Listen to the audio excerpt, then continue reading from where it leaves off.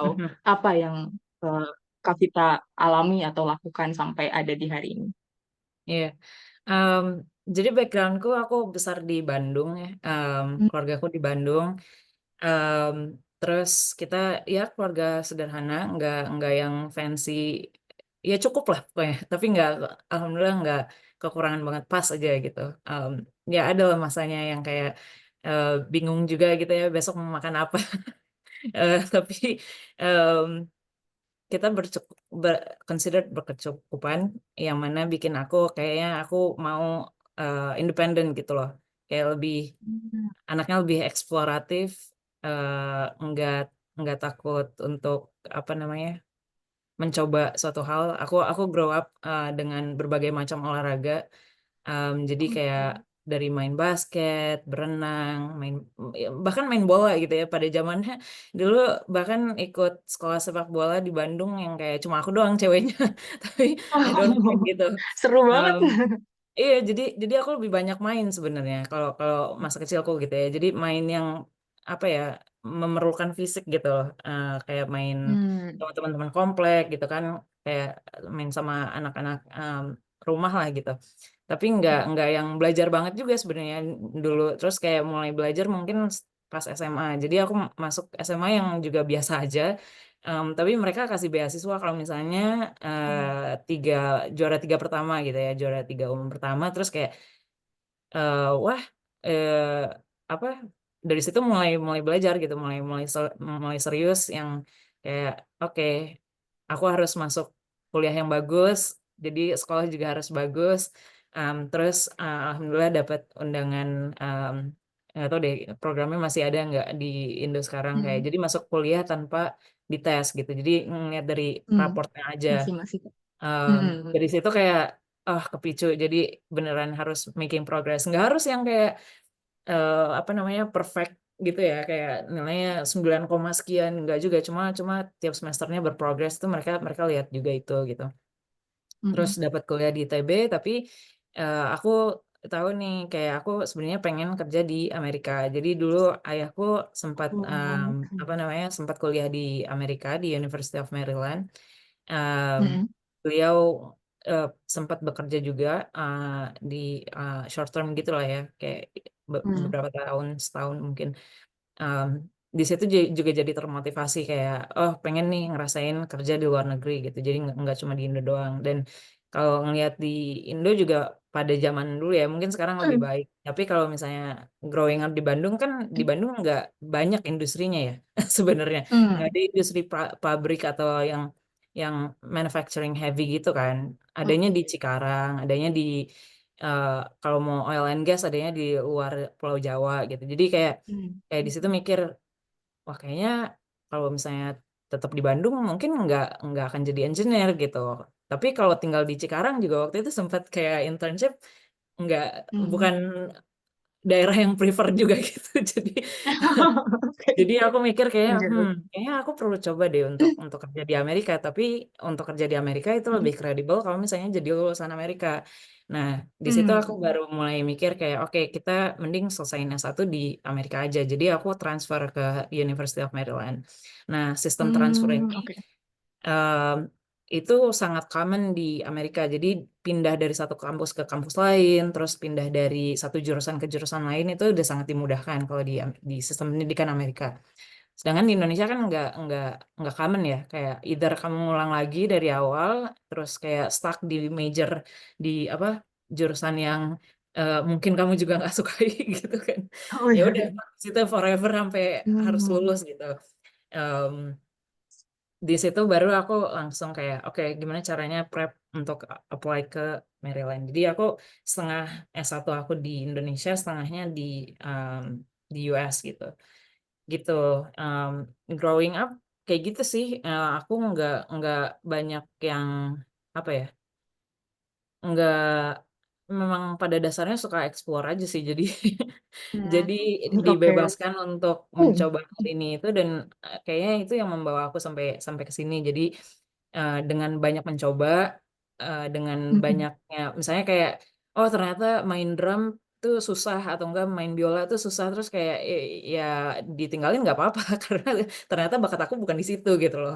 Jadi kayak Hmm. semakin cepat gagalnya, sebenarnya semakin cepat Mm-mm. juga kita tahu diri kita sukanya yang mana, terus emang bagusnya di mana gitu loh. Jadi kayak iterasi banyak mencoba itu juga apa ya, membawa aku sampai saat ini sih kayak itu key banget. Hmm. Bahkan menurut aku Hmm. dari segi karir, karir pertama aku ya memang udah di bidang aerospace ya sampai sekarang pun aku masih di bidang aerospace sebagai konsultan. Tapi em, profil company yang pertama itu berbeda dengan yang kedua dan berbeda dengan yang ketiga secara secara scope ya.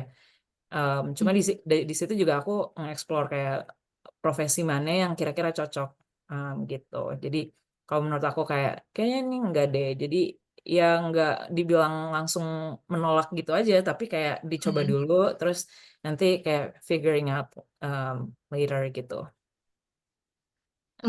Oke, oke. Menarik sih kalau dilihat dari ininya. Berarti ya simply kita itu sendiri emang eksploratif, ekstrovert ya kayaknya ya Kak. Kalau bahasa Gen Z-nya sekarang ekstrovert gitu ya, suka Aku ini itu ambivert terus. sebenarnya, aku ambivert, tapi Oh gitu. ya iya, jadi kayak ganti-ganti ekstrovert introvert dan maksudnya Oh ya gitu. tapi Oke. banyak aku ngabsorb energi dari orang-orang sih.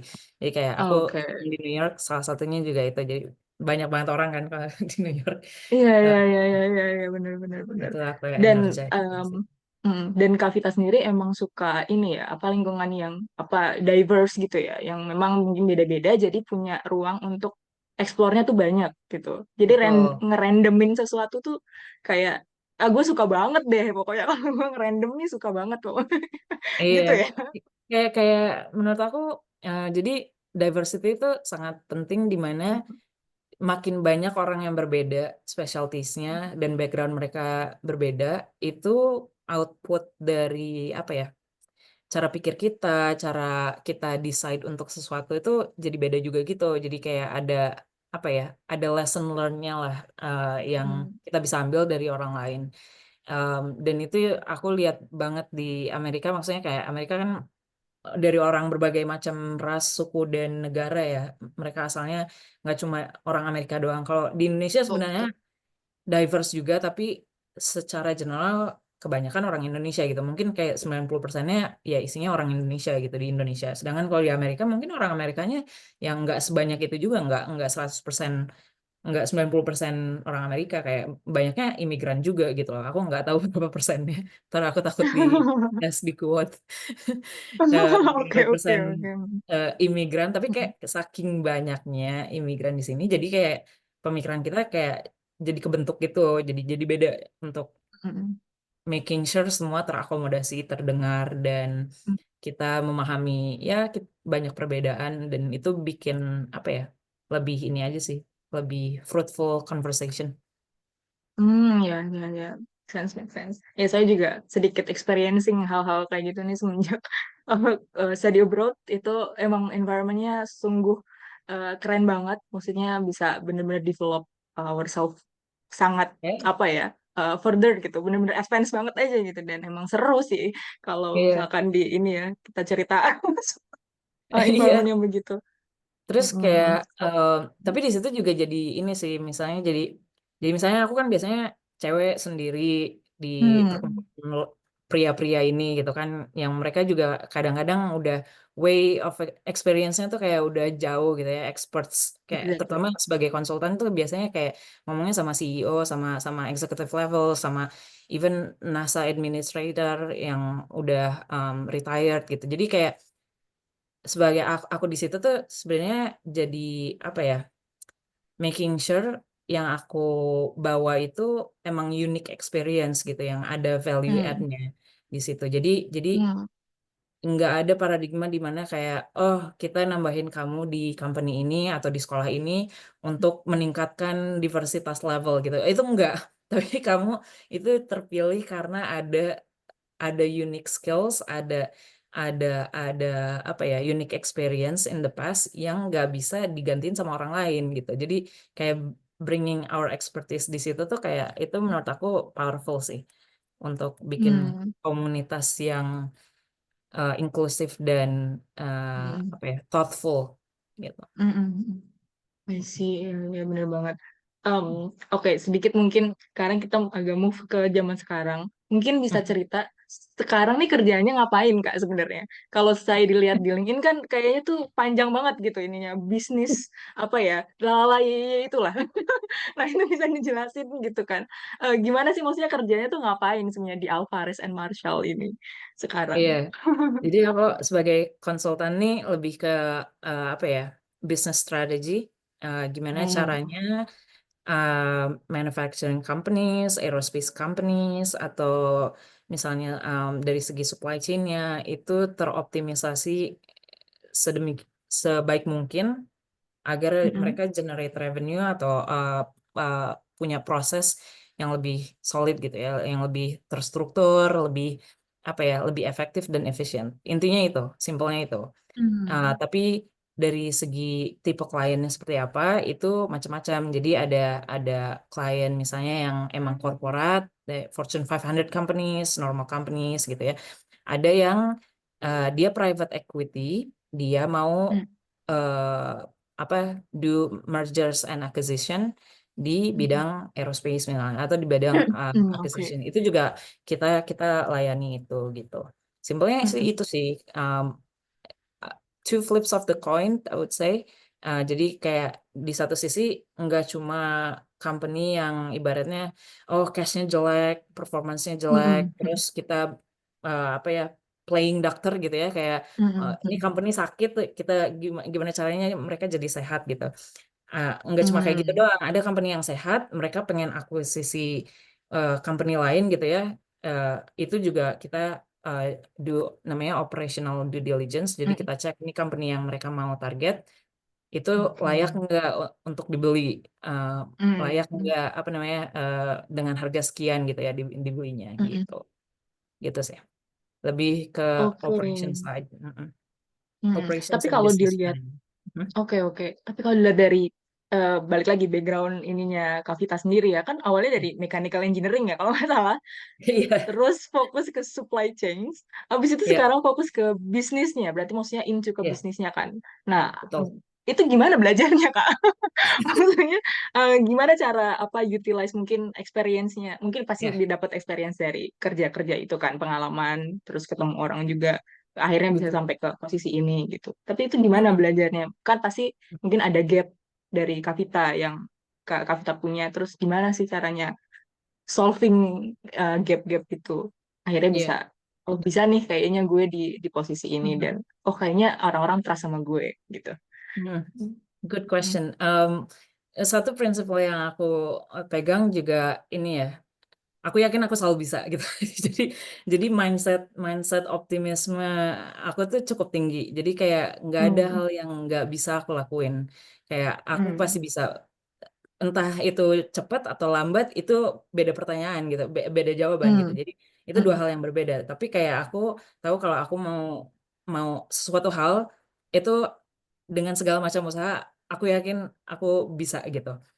Em, jadi pas di mechanical engineering, aku ngerasanya itu lebih ke gimana caranya aku bikin foundation eh, pemahaman aku terhadap hal-hal Hmm. teknikal ya, Hmm. engineering, dan engineering, pola pola mindset seorang engineering tuh kayak apa sih, kayak ada menganalisis apa yang diketahui, apa yang ditanya, baru jawaban. Jadi kayak kita nggak pernah langsung jump into conclusion, kayak Yes, kayak ngejudge, misalnya ngejudge betul. suatu hal ke jawabannya langsung, itu nggak bisa karena kita harus menganalisis apa yang kita ketahui so far gitu kan. Nah, Hmm. itu engineering gitu. Kayak semua sekolah engineering mau tipenya mechanical, mau electrical itu pasti ngajarin hal itu gitu. Um, Hmm. Cuma aku pilih mechanical karena emang lebih tangible. Jadi aku anaknya lebih visual, jadi lebih apa ya, barang yang bergerak itu lebih lebih dapat gitu ya di otak aku, lebih ngerti Hmm. cara fungsinya Iya, kayak iya. gimana dibandingkan misalnya software coding yang nggak terlihat gitu, kayak ini koneksinya di mana itu nggak nggak kurang masuk. Dan misalnya kayak biologi itu aku juga bukan Hmm. area of expertise aku, kayak kayak aku Hmm. tahu Hmm. kayak oh mungkin lebih ke kayak fisika dan matematika gitu yang lebih lebih tangible gitu. Jadi aku Hmm. lebih milih ke situ. Terus pekerjaan pertama aku tuh rotational program gitu. Jadi aku ada 3 tahun pertama untuk mengeksplor kayak karir apa sih yang cocok. Nah di situ aku mulai Hmm. terekspos sama supply chain. Jadi Oke. oh ternyata dan aku suka gitu kayak kayak misalnya kayak ada mainan tuh kayak gimana cara mainan di assembled itu aku pengen tahu gitu ya. Kayak dulu pernah ngebuka PlayStation cuma buat disusun lagi jadi Oke. PlayStation gitu. Cuma Oh, pengen oke, tahu oke. aja jadi Terus? ada komponen-komponen yang Hmm. masuk ke situ gitu jadi eh, Oke. supply chain make sense untuk aku karena itu cover end to end gimana suatu perusahaan Hmm. itu berfungsi mulai dari dia dapat raw materialsnya sampai produk jadi gitu jadi aku suka Hmm. itu di bagian situnya jadi pas di SpaceX aku ngerjain itu gimana caranya semua suppliers mereka itu performing bagus dan proses apa yang kita perlu optimize gitu. Nah, ini baru mulai Hmm. terekspos ke lebih ke kayak proses improvement di suatu company. Hmm. Gimana caranya mereka yang udah ya ibaratnya standarnya udah bagus banget sekarang tapi di improve lagi gitu. Hmm. Jadi ide-ide apa Hmm. yang bikin nih bisnis bisnis tuh lebih lebih efisien lagi. Nah, di situ aku terekspos oh supplier yang ini jelek gitu. Supplier yang itu jelek terus ada dinamika di mana suppliernya jadi merging. Nah, di situ Hmm. aku jadi memposisikan diri sebagai orang di private equity. Jadi private equity itu kalau misalnya teman-teman belum belum terekspos sama dunia private equity, mereka istilahnya mereka punya funding, mereka invest di Hmm. company yang udah cukup mature, cukup apa ya, cukup bertahan lama lah ya ibaratnya kayak mereka udah cukup gede, tapi mereka butuh funding dan Hmm. mereka invest di situ. Terus nanti mereka bisa jual lagi company-nya ke orang lain Hmm. kalau mereka udah dapat return atau return dari investment yang cukup tinggi gitu. Nah, di situ aku Hmm. ngelihat kayak oh, aku bisa banget nih ngelihat ini dari segala macam ya dari segi supply chain-nya kayak gimana gitu kan. Karena aku udah terekspos tahu yang Iya. poorly performing suppliers tuh kayak apa bentukannya sama yang Hmm. bagus tuh kayak gimana gitu. Jadi kayak nge-compare semua suppliers yang ada di SpaceX itu semua yang approve aku gitu.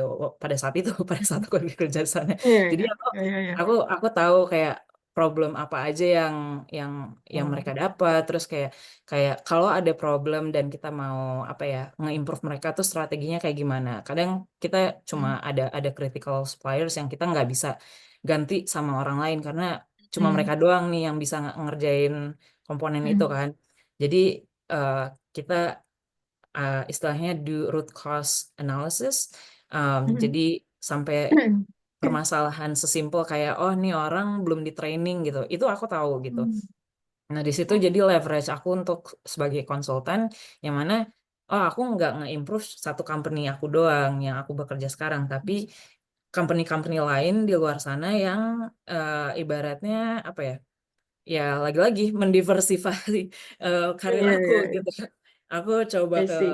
apa namanya ada satellite company salah satu klien aku gitu ya yang project yang udah ada yang dia bikin rocket companies tapi juga mereka bikin apa ya trying to bring in uh, semua kapabilitasnya ke in-house gitu ya. Jadi enggak Hmm. sourcing lagi dari luar. Ada juga yang kayak gitu. Um, Hmm. tapi ya Oke. so far operations, manufacturing, supply chain is my area gitu. Gitu. I see. Oke. Dan ketika bekerja di Hmm. company yang ya levelnya udah nggak kaleng-kaleng, multinasional, pasti orang semua orang tahu juga. Eh Sebenarnya challenge yang dihadapin Kak Vita itu Hmm. gimana? Apa maksudnya mungkin dibebani sama target kah atau Hmm. kalau misalkan Kak Vita juga punya gap lagi, itu nanti Hmm. maksudnya ngejar itunya gimana untuk Hmm. bisa sesuai sama target kan pasti akan tetap ada. Wah, gue nggak bisa Hmm. ini tapi harus cepat atau Harus. gimana gitu. Nah, itu keep up-nya gimana Kak solvingnya? Hmm. Aku gak malu-malu sih buat bilang. Oke. Jadi aku berprinsip kayak kalau aku lagi perlu bantuan aku ngomong. Aku nggak mau apa ya. Jadi misalnya ada kerjaan nih, ternyata banyak banget projectnya di satu waktu yang sama. Dan tentunya sebagai manusia, aku punya kapasitas yang mungkin nggak bisa ngerjain semua itu gitu. Jadi aku nanya Hmm. ke bosku kayak, ini ada 5 project yang mana yang mau kamu ya aku prioritasin gitu. Jadi Jadi aku dapat feedback dari orang dan itu ngebantu yang mana yang aku harus prioritasin sekarang. Jadi alignment sama sama atasanku, sama timku, komunikasi itu penting banget sih menurut aku. Challenge pertama itu kadang eh, apa ya mungkin karena growing up di Indonesia kayak malu-malu gitu ya, malu bertanya ya sesat di jalan memang adanya Iya, begitu. iya, iya, iya, itu real problem, Kak. Terus kayak orang Amerika nih memang ya jagonya ngomong ya. Jadi kayak kayak Hmm. apa namanya? Mereka bila mereka sebenarnya nggak bisa tapi ngomong aja bisa dulu ya nanti ujungnya bisa gitu. Gimana Oke. caranya? Iya, jadi Hmm. selalu aku yakin selalu ada jalan gitu untuk alignment itu. Untuk catch up untuk kadang misalnya ya emang nggak bisa ya ya bilang gitu tapi maksudnya ya in a apa ya politically good way lah gitu jadi nggak bilang kayak oh gue nggak bisa nih gue menyerah sekarang nggak kayak gitu juga tapi kayak kita udah usaha kita udah coba ini coba itu outputnya kayak gini nih ada feedback lain nggak. Terus hal lain yang menurut aku helpful juga ini ya kayak taking feedback not personally terutama di karir dan kantor. Jadi kayak Yes. misalnya kayak kayak oh ada orang yang nggak suka ya kalau emang make sense karena apa ya feedback kita untuk kita jadi lebih baik ya why not taking it gitu. Jadi aku lebih suka dapat feedback early gitu. Ya, dan aku selalu bilang kayak apa namanya kalau ada feedback kabarin aku I'm more than happy to you know like make it faster atau enggak cari cara lain Ya. itu enggak taking it personally gitu jadi kalau misalnya I mean alhamdulillahnya enggak sih cuma kayak kalau misalnya ternyata kayak ini kenapa sih jelek banget gitu ya amit-amit banget cuma kayak Iya, kayak iya, iya. kasarnya kayak gitu ya cuma kayak ya well kalau jelek jeleknya di mana gitu jadi kayak meeting it halfway gitu sih kayak mengerti Ya. supaya ke depannya bisa lebih align sama menurut aku alignment tuh lebih ke nggak harus perfect cuma align aja gitu jadi sama tim juga lebih lebih enak gitu Hmm. gitu. Oke, berarti sebenarnya dalam mengerjakan suatu project pun itu ada beberapa parameter yang bisa dikuantifikasi mungkin ya istilahnya. Jadi Kak Vita tuh ngerti, oh gue tuh harus ngerjain ini, levelnya tuh segini gitu. Jadi Aha, itu sesuai sama apa yang dia mau mereka. Nggak yang cuma, iya kalaupun ada feedback, Kak Vita juga bener-bener juga mengkuantifikasi itu. Oh iya, jeleknya tuh seberapa atau kurangnya kayak gimana. Dan iya tentunya ada environment yang open itu tadi ya Kak. Maksudnya mungkin orang-orangnya juga apa sangat terbuka kalau ditanya-tanya gitu. Nggak iya ada belum apa nggak ada budaya yang mungkin mirip-mirip di Indonesia yang kayak eh, kamu nentang ya kalau misalkan ada kesalahan atau apa gitu. Itu kan sebenarnya oh real gitu kalau problem kalau yang di we Indonesia are gitu facing right now gitu loh. Ya kan oh Kak? gitu Maksudnya di Indonesia kan kalau saya lihat sih, sepengalaman saya, mungkin teman-teman di sini juga ada yang relate. nah, Mostly, most of jobs, most of job desk yang kita receive tuh kadang, ya problemnya di situ gitu. ah, Kita punya target. Oke, we know that this is our target, but we never know the parameters of how we hmm, can solve this kind of parameters kayak gitu. Dan mereka nggak iya ngasih ruang. Mostly sedikit yang ngasih ruang. Jadi itu I ternyata see juga penting ya. Maksudnya bagaimana penting banget keterbukaan sih itu bisa ada. Mm-mm. betul karena menurut aku eh ya sorry by the way aku belum pernah kerja di Hmm. Indonesia secara full time jadi Hmm. Oh, kayak oke. kadang mungkin itu ya Oke, itu ada gambarannya tuh. ada ada gap ada gapnya di situ Hmm. jadi kurang relate-nya di situ Hmm. tapi alhamdulillahnya semua tim yang aku pernah gabung tuh selalu terbuka jadi Hmm. selalu kalau aku nanya apa aku nggak ngerti tuh nggak dibilang kayak pertanyaannya bodoh banget gitu enggak ya mungkin mereka ngomongin di belakang tapi kayak at least aku nggak peduli itu gitu nggak taking it for Oke. personal lagi ya. Cuma Hmm. kalau misalnya aku emang nggak tahu ya aku bilang gitu kayak kayak ini buat memahami ini kayak gimana sih ada resourcesnya nggak? Jadi sangat terbuka Hmm. dan terutama menurut aku kalau misalnya company gede ya, misalnya kayak SpaceX, itu fokus mereka tuh cuma satu, gimana caranya nih roket itu terbang dan balik lagi selamat gitu. Itu doang misinya. Hmm. Jadi orang-orang tuh nggak kepikiran untuk mikir kayak, oh lo pakai bajunya jelek nih hari ini atau enggak kayak kayak hal-hal personal yang kayak apa ya, lo datangnya telat kayak kayak lo habis dari mana, kok lunch lama gitu. Itu nggak ada yang kayak gitu karena yang penting kerjaan kita beres. Nggak peduli mau pakai Exactly. mau pakai baju tank top doang atau enggak pakai pakai ini, nggak ada yang kayak kayak gibah-gibah gitu ya. Alhamdulillah kayak gitu karena emang orang-orangnya fokus terhadap misinya gitu. Jadi kayak nggak mikirin em, terlalu deep terhadap personal. Tentunya kalau misalnya kayak kenapa dia apa ya, maksudnya kayak kenapa dia marah-marah mulu ya? Mungkin ya dia juga kerjaannya banyak kali. Jadi kayak Oke. ya saling bantu aja sih gitu. Terus kayak Mm-mm. menurutku juga manajer yang baik adalah manajer yang memang bisa ngasih panduan sama bawahan-bawahannya kayak they need to know the way, lead the way, and show the way gitu. Kalau misalnya nggak ada tiga itu ya, ya bukan manajer yang Yes, aku yes. mau follow sih. Kayak dan Oke. itu satu hal juga ya, maksudnya kayak Hmm. aku ketika interview itu bukan berarti mereka nginterview aku, tapi aku nginterview mereka juga. Aku pengen make sure kayak lingkungan mereka itu adalah Yes. lingkungan yang cocok untuk aku bekerja. Kalau misalnya nih kantor iya sih ngegaji gede, tapi environmentnya harsh banget atau enggak orang-orangnya pada backstabbing, kompetisinya tinggi antara antar em, apa employee-nya. Kayak aku nggak prefer untuk kerja di situ sih, mending cari yang lain yang lebih nyantai gitu misalnya gitu kan. Ya itu juga apa ya, Oke. mencocokkan culture sebenarnya di company Betul. itu Mm. penting. Jadi Mm-mm. kayak ketika interview tuh jangan cuma minta ditanya, tapi kita yang nanya, kita interogasi mereka kayak mereka ekspektasinya apa, eh ya itu alignment lagi-lagi. I see. Oke, oke. Oke, kita akan move dulu ke berapa gambar yang sudah disiapkan sama tim Aksara. Karena ini request juga dari Gitu. ceritanya Kak dari gambar-gambar berikut. Ada aja emang idenya ini tim Aksara ya. Benar, Kak. Kan Saya ini izin share ya, screen dulu. katanya dites gitu. Iya, Dikasih. jadi ini kayak tes ya. Tes apa ini? Interview, interview. Dikasih. Kak Vita. Oh, oke. Ya, gambar yang pertama. Benar.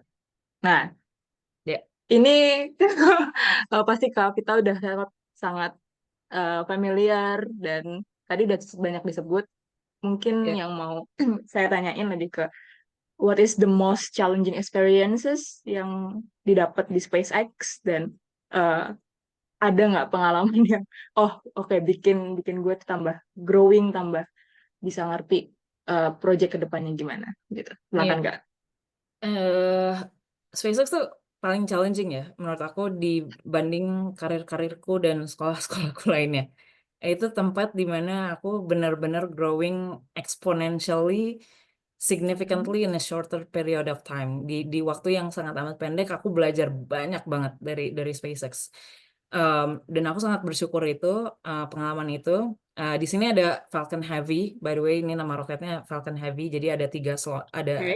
ibaratnya kayak tiga selongsong gitu ya. Um, Hmm. itu kita jarang luncurin, kayak mungkin setahun 4 kali atau berapa kali untuk mission khusus. Biasanya yang cuma satu selongsong doang. Aku ini. uh, dan di situ tuh kompleks banget. Bikin roket tuh bukan bukan hal yang sangat amat mudah.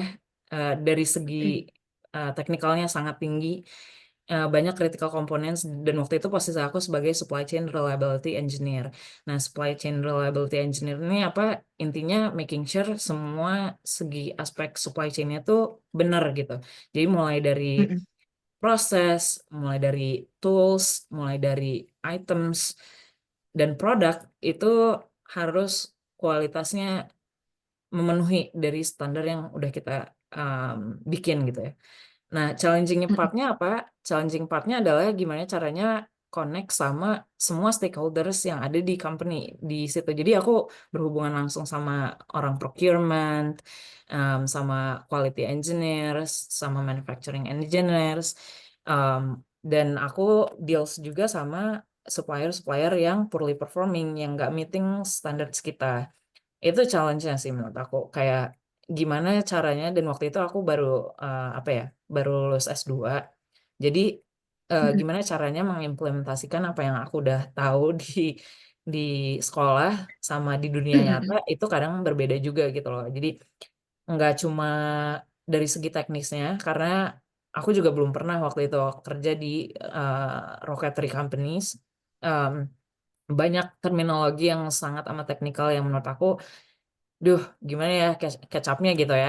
Ya tapi ya mau nggak mau sih itu kayak kayak apa namanya pembelajaran on the job aja gitu lah, kayak kayak banyak nanya, Hmm. banyak digging informasi.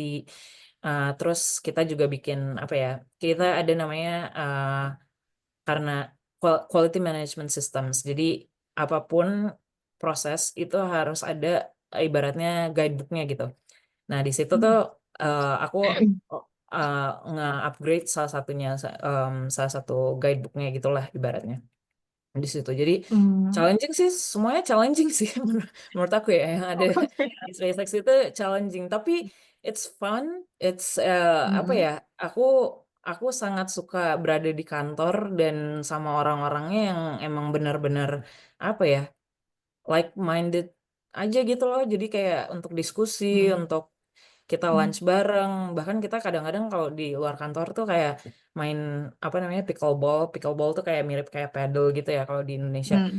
Eh, Main tenis atau apa tuh kayak keep in touch. Bahkan hari ini sebenarnya aku di New York ya. LA, SpaceX tuh di LA area di West Coast di California itu kayak 6 jam gitu dari New York naik pesawat. eh, Temanku yang kerja di SpaceX tuh sekarang nginep di tempatku. Jadi kayak kita masih keep in touch Oh, gitu loh. Jadi I kayak see. kayak itu yang aku Seru. pelajari itu nggak cuma dari segi apa namanya, dari segi professional development, tapi dari segi teknikal, terus dari segi Mm. pertemanannya tuh aku suka sih. I Banyak see. banget belajar dari situ. Menarik banget sih, menarik, menarik. Oke, the next pictures will be this one. Ah, benar. Nah, Yep, I think you remember this building. You have for sure. experience as extern, right? Ya. Yeah, you can share your stories here. Yep. Sebenarnya ini gedungnya yang bukan yang aku datengin ya waktu dulu, tapi Oke. ada visi ada Mana di Cimak ngikutnya. Sarang? Tapi tapi gedung ini deketan sama launchpad yang tadi kamu tunjukin tempatnya Oke. SpaceX itu satu Hmm. kompleks namanya Kennedy Space Center di Florida. Hmm. Ini Mhm. tempat NASA nge-assemble roketnya dia gitu ya. Terus nanti kalau misalnya udah Oke. mengeluncurin nanti ada launchpadnya deket tempatnya SpaceX. Jadi kayak mereka ada beberapa launchpad gitulah. Kalau SpaceX tempatnya di sini di tempat satunya, terus nanti kalau Blue Origin atau lainnya itu di tempat yang lain. Um, nah, si NASA ini externship ini sebenarnya kayak apa ya, ya untung-untungan aja sih, kayak shadowing experience gitu. Um, dari ada program di sekolahku, jadi di sekolahku tuh kayak waktu S1 itu dia konekin sama alumni-alumni sekolahku itu. Jadi Mm-mm. aku connect sama alumni yang dia pada saat itu direkturnya program James Webb Space Telescope. Nah itu tuh kayak Mm-mm. next gen versionnya much more powerful dari apa namanya Hubble Telescope. Kalau teman-teman familiar, itu teleskop yang kayak historical banget buat kemanusiaan. Nah second Mm. gen-nya itu James Webb gitu. Nah Mm-mm. terus ya udah kayak kayak shadowing kayak nggak serigid as in kayak misalnya nyari kerja di NASA ya. Jadi emang emang programnya tuh kayak cuma very very short period of time. It's only like 1 2 days untuk extern untuk Mm. belajar kayak gimana sistemnya NASA. Oke. Um, Ya terus connect aja gitu sama si direktur ini sebagai alumni gitu. Oke, oke. So, tetap menarik sekali sih pengalamannya. Dari NASA Ya. berarti ini sebelum ke SpaceX ya berarti kan Kak? Pas Iya iya masa-masa mahasiswa ya? jauh. Iya masih mahasiswa masih. I see. Iya, I see. kayaknya Oke. kayak tahun pertama gitu setelah pindah ke Mm. US. Oke, oke, menarik, menarik. Oke, Kak, ini Kak, waktunya sudah oh, agak mepet, jadi kita langsung buka Q&A. Nggak apa-apa, Kak.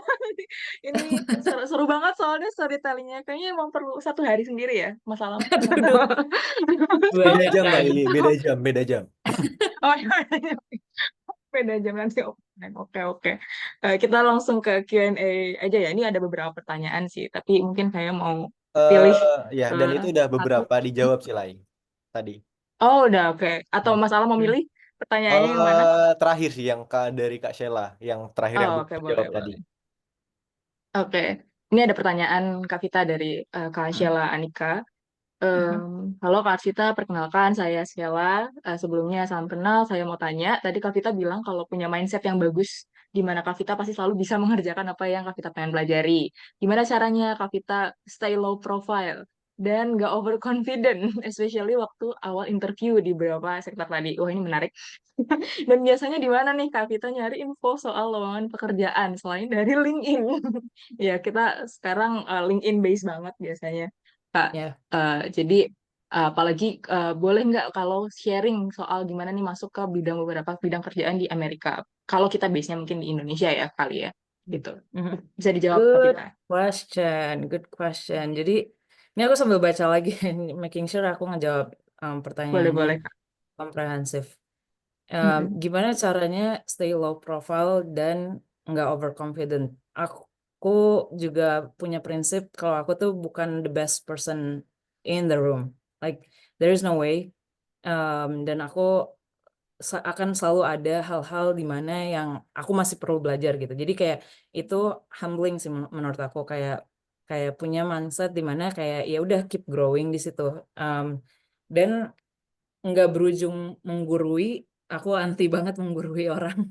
Makanya kadang-kadang kayak ya kalian gak dengerin aku juga nggak apa-apa gitu. Terus em, apa namanya, Oke. nggak overconfident tuh menurut aku ini ya, dari segi arogansi. Jadi kayak kayak meskipun misalnya kayak oh aku dari MIT, "Oh, well MIT iya sekolahnya the best in the world for the past 10 years based on QS World gitu kan.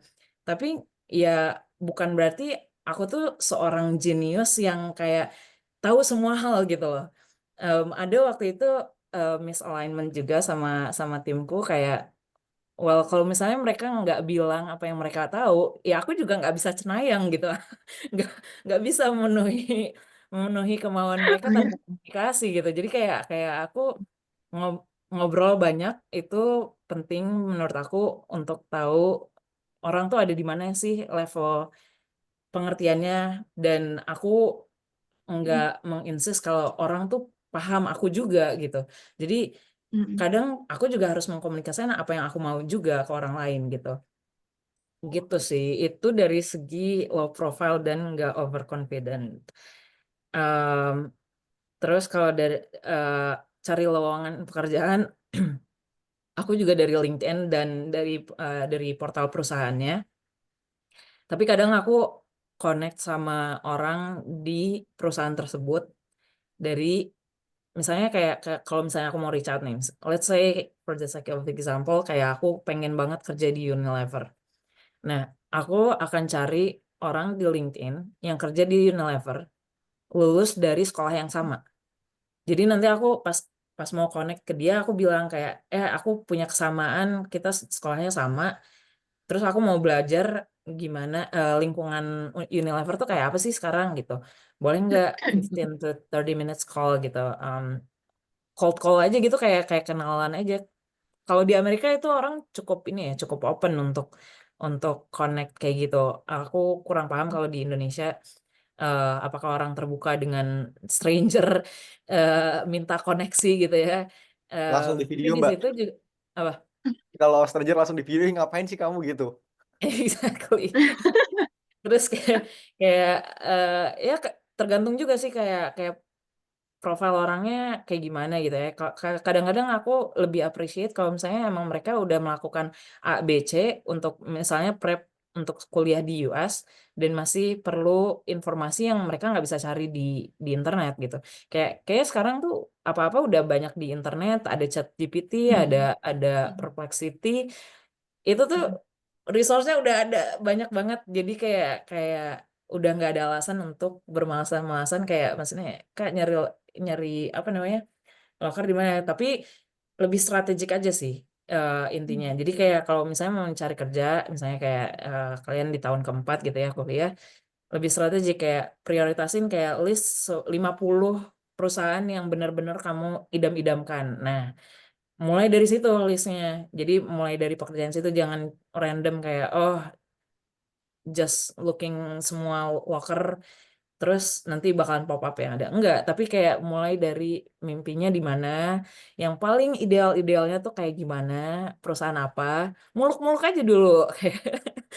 Karena lagi-lagi aku orangnya Betul, optimis, jadi betul. kayak bener-bener muluk-muluk dulu, baru dicoba satu-satu gitu dari listnya. Tapi nanti kalau misalnya, let's say udah mencoba kayak 3 bulan nggak dapet nih 10 perusahaan teridam-idamkan, ya udah move on, you have to move on. Mungkin emang kualifikasinya nggak belum sebagus itu. Jadi kayak oke, the next 20 gitu ya, 20 perusahaan selanjutnya gitu. Jadi ada fokus timeline dan target gitu sih yang bikin lebih apa ya, nyari nyari lowongan kerja tuh lebih terstruktur, lebih targeted, dan lebih kayaknya nyari orang yang udah pernah melakukan pengalaman itu juga jadi lebih enak gitu loh komunikasinya sama mereka untuk ngobrol sebagai strangers gitu. Oke, Gitu sih. baik Kak Sheila gimana nih udah menjawab ya? Semoga menjawab. Oke. Terima Yes. kasih untuk pertanyaannya Kak Sheila. Terima kasih juga untuk Kak Vita pertanyaannya. One last questions.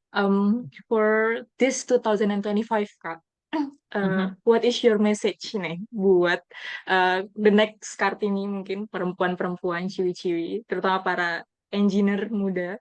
Ini what is your opinion in this 2025? Sorry. Iya, menurut aku voice out what you want. Suarakan apa yang kamu pengen, apapun itu pasti bisa terjadi. Tapi lagi-lagi jangan cuma pengennya doang, tapi nggak dikerjain PR-nya gitu kan. Jangan cuma pengen, oh Kak, aku pengen kerja di Amerika, tapi ngelihat apa website sekolah atau website perusahaan yang diinginkan pun enggak gitu. Jadi do your own homework, lagi-lagi kayak semua tuh bisa dilakukan, tapi ada step by stepnya gitu. Jadi em, melakukan semua PR-PR-nya supaya bisa mencapai apa mimpi kita semua gitu. Gitu sih paling kalau sebagai Kartini kayaknya nggak ada nggak ada yang bisa ngeblok kalian ketika kalian itu percaya bahwa itu akan terjadi gitu. Wow, that's powerful. Voice out what you want. Gila, keren banget sih. Saya suka kata-katanya. Itu kata-kata hari ini ya. Nanti mungkin dijadiin konten ya, Kak. Nggak, udah di video lah, Baru udah di video. Masalah. Iya. Jadi itu baru highlight of the kepikiran day. kayak 5 detik yang lalu. Iya bener banget ya ampun. Wah seru banget Kak Vita. Nggak kerasa waktunya berjalan cukup cepat. Ya ampun. Tapi terima kasih sekali untuk talk show yang sangat insightful. Saya juga akhirnya belajar banyak sama Kak Vita hari ini. So thank you very much for coming today. Terima kasih juga sudah meluangkan waktunya. Pasti Kak Vita sibuk banget. Thank you, Semoga semoga ada bermanfaat sih. ya pasti sangat sangat bermanfaat. Semoga nggak kapok kalau diundang Aksara lagi buat ngobrol-ngobrol. Nanti gak betah, bilang Mas Alam aja. Tulisnya nggak Mas Alam aja. Oke. So itu mungkin sesinya Kak Vita ya yang udah berjalan. Terima kasih banyak sekali lagi Kak Vita. eh Mungkin untuk para peserta yang bertanya tadi, maaf banget nggak dijawab semuanya, tapi kayaknya sudah tercover dengan beberapa penjelasan Kak Vita tadi ya. Jadi, so thank you very much Kak. Kita akan move langsung ke sesi kedua ya, eh, ke pembicara selanjutnya, yaitu ada Kak Tara Sinta Perwitasari. Oke, halo Kak Tara, cek-cek suaranya dulu. Halo, selamat pagi. Oh, ya halo Kak, ya ampun lemah lembut sekali. Salam kenal, saya Laili. Em, di mana Kak sekarang? Aku di Tangerang, rumah di Tangerang. Oke, Di aku kerja. lagi di Tangerang. Ya pagi-pagi banget ini. Makasih banget ya Kak Tara sudah menyempatkan waktunya untuk berbagi ilmu di sini nanti. Saya akan memandu materinya Kak Tara nanti. Akan ada yang mau disampaikan kan pasti. Jadi nanti times-nya buat Kak Tara semua silakan bisa cerita dan lain sebagainya. Dan teman-teman juga kalau nanti ada pertanyaan bisa langsung aja ke kolom komentar ya sambil Kak Tara jelasin gitu. Ya tanpa berlama-lama, saya nanti langsung serahkan aja waktunya ke Kak Tara ya. Saya izin share screen mungkin. Bentar.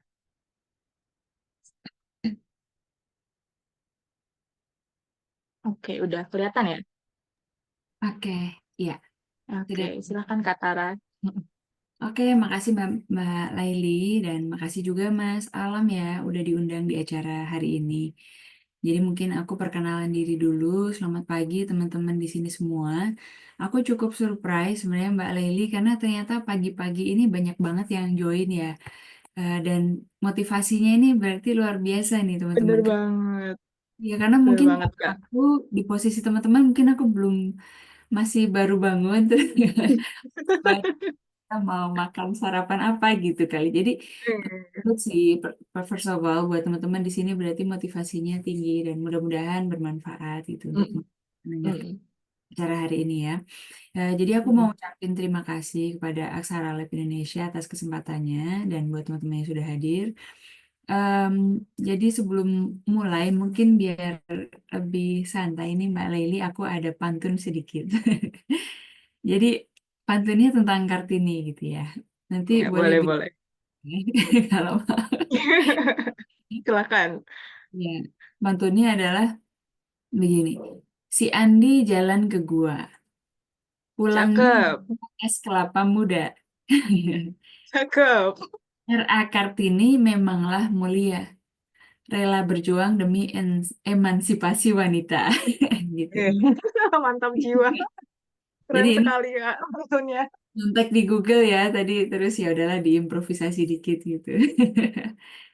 Iya, jadi ini semangat Kartini kan buat teman-teman ya istilahnya beliau mungkin orang yang berjuang di masa lalu yang mungkin lebih susah dari kita dan kita di sini punya privilege yang lebih mudah ya dengan keleluasaan mungkin informasi, literasi dan lain sebagainya. Dimana kalau zaman dulu dari cerita Kartini itu dia harus ngumpet-ngumpet gitu kalau membaca kan. Jadi sebetulnya banyak yang bisa kita syukuri atas waktu yang kita miliki hari ini karena ya saat ini waktu yang kita punya kita bisa belajar banyak hal kalau kita mau gitu. Jadi it's a matter of motivation.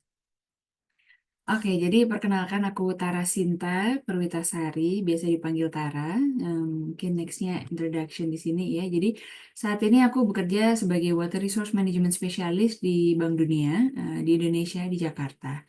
Mungkin aku perkenalkan diri dahulu terkait dengan peran aku saat ini. Jadi saat ini aku banyak bekerja untuk mendukung pemerintah Indonesia di sektor sumber daya air. Dan ini dilakukan melalui berbagai hal. Yang pertama mungkin ada dialog kebijakan di sektor air. Salah satunya juga dari dialog tersebut kita akan memberikan rekomendasi-rekomendasi strategis terkait dengan kebijakan yang saat ini berlangsung. Melakukan kajian, analisa, dan juga penilaian teknis terkait dengan studi-studi di bidang sektor air, kemudian terkait kegiatan-kegiatan yang bersifat knowledge management, ada juga dan policy dialog, kita juga menyelenggarakan high level meetings, workshops, dan webinar. Selain itu juga aku terlibat dalam persiapan untuk proyek-proyek investasi di Indonesia, seperti melakukan kajian awal, tinjauan, dan juga pengembangan konsep. Kemudian juga dalam pelaksanaan proyek investasi, misalkan proyek bendungan atau irigasi gitu ya, misalkan. Aku ikut terlibat dalam pelaksanaan proyek khususnya di aspek pengawasan atau supervisi, manajemen proyek, pemantauan, dan juga evaluasi. Nah, dan juga selain itu ada review terhadap hal-hal dokumen teknis, misalkan desain-desain yang sudah ada, kemudian konsultasi dengan masyarakat, konsultasi dengan pihak pemerintah dan berbagai lapisan pemangku kepentingan yang terlibat di dalam kegiatan proyek tersebut. Serta supervisi mission ini bahasa teknis di kami, jadi supervisi proyek di lapangan lah kurang lebih seperti itu. Kunjungan proyek serta menyampaikan rekomendasi terhadap hasil dari supervisi kita di lapangan tersebut. Oke, mungkin ke slide berikutnya. Oke, jadi sebetulnya kalau misalkan flashback ke perjalanan aku sedikit nih, tadi Mbak Arsvita juga udah cerita ya tentang perjalanannya. Mungkin aku sebagai perempuan di bidang teknik, ini khususnya di teknik sipil dan sumber daya air, awalnya cita-cita aku tuh bukan di teknik. Jadi sebetulnya dulu aku pengen jadi dokter. Nah, tetapi aku apply waktu itu namanya UM, ujian masuk bahasanya, bukan SPMB atau apa yang sekarang ya. Nah, jadi dulu aku gagal masuk tuh. Jadi aku em, pilihan pertama dokter, pilihan kedua dokter gigi, pilihan ketiga teknik sipil. Nah, yang masuk ternyata kok teknik sipil gitu. Waktu itu aku sempat sedih karena oh aku merasa gagal. Tetapi di sisi lain, setelah seiring berjalannya waktu, aku mencoba untuk terus ya sudah kita cobalah apa sih ini teknik sipil gitu. Kita coba pelajari, dan kebetulan memang aku suka fisika dan bangunan dan aku suka berhitung. Akhirnya aku masuk di teknik sipil UGM gitu. Nah, jadi ternyata aku melihat ini adalah suatu blessing in disguise, karena kalau misalkan tidak masuk di teknik sipil UGM, maka mungkin sebetulnya aku tidak memiliki beasiswa yang aku miliki sekarang gitu. Nah, jadi ini seperti apa ya? Ya kita nggak tahu sebetulnya kita pengen punya rencana apa, tapi Tuhan mungkin pengen punya kehendak lain untuk kita gitu kan. Jadi mungkin untuk kita nggak mengejudge bahwa ini langkah yang salah, mungkin sebetulnya kita merasa bahwa oke aku kayaknya gagal nih. Sebetulnya bukan kita gagal di situ, tetapi sebetulnya ini jalan menuju arah yang lebih tepat di kita selanjutnya gitu. Kayak istilahnya tesis. Tesis itu kan research question, kita mau jawab satu pertanyaan. Harapannya jawabannya tuh lurus gitu kan. Prosesnya lurus dari A sampai Z, planningnya rutin. Tapi ternyata yang terjadi seringkali kan zigzag gitu. Jalannya itu bermacam-macam, berliku-liku sampai akhirnya kita ketemu jawaban tesis kita gitu kan. Ya mungkin ya seperti itulah ya, mirip-mirip gitu. Nah, jadi mungkin satu hal yang aku pelajari pada saat perjalanan aku sampai sekarang gitu, bahwa ternyata penting untuk ya mungkin ini personally untuk aku ya, tapi kalau misalkan teman-teman relate, mungkin disaring aja mana yang bisa relate dan enggak gitu. Jadi kalau dari perspektif aku, memang pada saat itu aku punya cita-cita bahwa aku pengen melihat dunia, aku pengen melihat kayak apa sih Perancis, Inggris gitu. Jadi motivasi aku tuh bukan untuk sekolah waktu itu. Motivasi aku adalah ya aku pengen jalan-jalan gitu. Dan menurut aku gak ada salahnya ya, motivasi kita kan bisa beda-beda kan. Nah aku, I want to see the world, aku pengen melihat dunia. Caranya apa? Caranya yang gratis adalah dengan cari beasiswa gitu. Jadi aku melihat ya sudahlah ini gitu yang aku kejar. Nah, selain itu, aku memang dari dulu selalu dipesankan oleh ibu aku bahwa, nak, kalau kamu jadi orang, jadilah orang yang bermanfaat buat orang lain, selain buat diri sendiri dan keluarga, gitu. Jadi, itu yang aku coba ingat terus. Mungkin ke slide selanjutnya ya. Nah, jadi mungkin cerita sedikit tentang perjalanan aku. Jadi, selama kuliah, aku sempat aktif sebagai asisten dosen, dan waktu itu mata kuliahnya hidrologi. Mungkin kalau teman-teman di spasial itu seperti hidrogeologi yang paling mendekati ya. Kemudian aku sempat menulis juga, aktif di kegiatan istilahnya ekstrakurikuler, mungkin ya waktu itu di Klapero namanya, di Teknik Sipil UGM. Dan aku rasa ikut organisasi kampus ini juga bagus untuk teman-teman supaya kita juga bisa belajar banyak, belajar sebenarnya lebih kepada belajar untuk social skill gitu ya. Dan dulu aku sempat ngeband juga, jadi selain akademis aku juga kebetulan suka bermusik gitu. Dan semua ini mungkin nggak hanya seru tapi juga memberikan kesempatan kita untuk networking ke banyak pintu gitu ya, yang kita nggak pernah sangka-sangka. Nah, kebetulan memang waktu itu aku berteman dengan salah satu sahabatku yang dia memang pengen sekolah ke luar negeri. Kemudian dia ajakin aku untuk ikut apply beasiswa Nufik ini dari pemerintah Belanda. Jadi beasiswanya tidak terikat, beasiswanya memang ketika kita sudah dapat ya sudah kita langsung ke sana gitu ya. Dan setelahnya tidak harus kembali ke Indonesia. Nah, beasiswa ini cukup jarang waktu itu untuk S1 tahun terakhir. Tetapi memang karena waktu itu kita ngulik-ngulik, kita pengen pokoknya tinggal di luar negeri lah, pengen ngerasain kayak apa di luar negeri gitu kan. Ya sudah kita ngulik, ternyata ada gitu. Kita reach out ke orang yang jadi contact personnya, dan ternyata dia cukup welcome. Untuk kita ya udah kita urusin semua persyaratannya, akhirnya sampailah di titik ternyata aku apply double degree program ke Belanda, dan alhamdulillah dengan semua persyaratan yang kami lengkapi, kita lolos dan berangkat waktu itu. Ya mungkin lanjutkan next.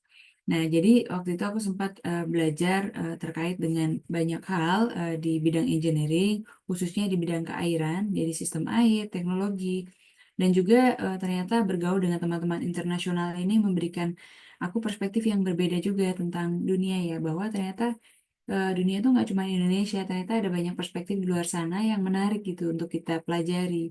Bahwa misalkan orang-orang di sana tuh mereka suka suka sekali bertanya di kuliah gitu. Kalau di Indonesia kan kita suka malu-malu, tapi kalau di sana tuh ternyata orangnya cukup termotivasi untuk aktif dan mungkin bukan nggak tahu malu ya, tapi mungkin lebih kayak budayanya memang vokal gitu orang-orangnya. Dan menurut aku sih sekarang orang Indonesia juga sudah cukup banyak yang aktif seperti ini dan bagus sekali sih tadi melihat teman-teman pada aktif bertanya di chat group. Berarti ini sebuah keaktifan ya gitu ya. Bahwa teman-teman juga nggak ragu untuk bertanya gitu. Ini satu hal yang menurut aku penting banget. Don't hesitate to ask questions. When you feel like you want to ask question, just ask. There's never a stupid questions gitu. Nah, kemudian mungkin lanjut ke slide berikutnya, karena tadi mungkin udah agak lama, aku takut teman-teman bosen juga kan gitu ya. Nah, jadi mungkin aku ingin share sedikit bahwa dalam dalam kita belajar gitu, ternyata pada saat kuliah itu kita belajar aspek-aspek teori gitu kan, teori, tetapi pada saat kita beranjak ke dunia kerja kita belajar praktikal dari teori ke praktis. Jadi kita memverifikasi apa yang kita pelajari secara teknis, kemudian pada saat terjun ke pekerjaan di lapangan, oh ternyata yang kita pelajari itu mungkin berapa persen yang kita bisa aplikasikan, sisanya mungkin experience kali, learning by doing, learning by iteration, dan lain sebagainya. Nah, di sini aku ingin sharing dari perspektif aku, ternyata aku mengidentifikasi memang, ya mungkin teman-teman di sini sudah banyak tahu ya, bahwa penting ternyata untuk memiliki hard skill dan soft skill. Nah, hard skill itu apa? Hard skill itu mungkin yang sifatnya teknis gitu ya, yang sifatnya hal yang perlu kita asah, mungkin by education, by training, katakanlah keahlian di bidang spasial, mungkin teman-teman jago ArcGIS atau QGIS atau pemrograman gitu ya. Kalau soft skill itu juga penting, kenapa? Karena itu bagaimana kita berinteraksi dengan orang lain, seperti negotiation skill, communication, dan lain sebagainya. Karena aku belajar, misalkan kita jadi butuh buku, kita fokus di mungkin hal teknisnya saja, tetapi tidak berdialog dan tidak berkomunikasi keluar, ternyata mungkin bisa saja yang kita pelajari itu perlu dikoreksi, perlu direvisi. Nah, itu tuh untuk kita bisa mendengarkan, untuk bisa active learning dari orang lain, itu ternyata penting gitu, karena memang pengalaman itu berbicara kan. Jadi memang nggak bohong gitu ya. Jadi aku rasa ya penting untuk kita mengasah juga soft skill. Nah, jadi aku melihat bahwa lesson learn dari suatu knowledge itu sangat penting dalam mungkin every step of our life. Mungkin kayak nggak bukan suatu hal yang istilahnya kita perlu tulis tiap hari ya, tapi dirasakan aja bahwa oh ternyata dari aku kuliah, fase kuliah aku ini ada pembelajaran-pembelajaran yang menarik, dan itu is a long life learning gitu kan, lifetime learning. Kita terus belajar di setiap fase kita hidup gitu. Nah, kemudian tadi aku rangkum kayak communication and negotiation skill itu penting, dan how to position ourselves, di mana kita berbijak, di mana kita menapak, disitulah kita belajar gitu untuk tahu mawas diri di mana posisi kita dan bagaimana kita beradaptasi dengan lingkungan. Nah, ada juga nih aku sebelah kanan tulis internal dan eksternal. Nah, yang tadi aku sampaikan mungkin lebih banyak internal.